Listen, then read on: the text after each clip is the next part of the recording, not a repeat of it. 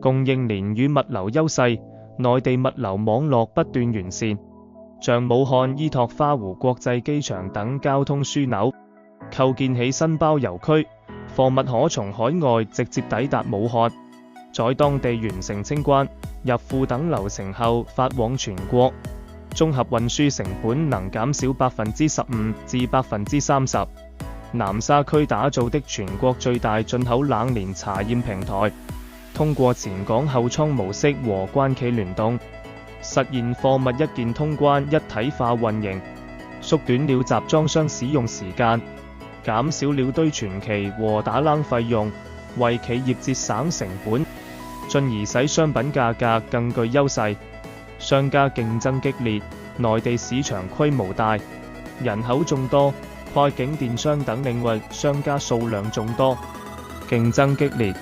為搶佔市場份額，商家紛紛優化供應鏈，降低成本，並開展各種促銷活動，如打折、滿減、限時搶購等。這使得進口商品即使加了關稅後，價格也可能比香港的免稅商品還低。規模採購優勢，內地對進口商品需求旺盛，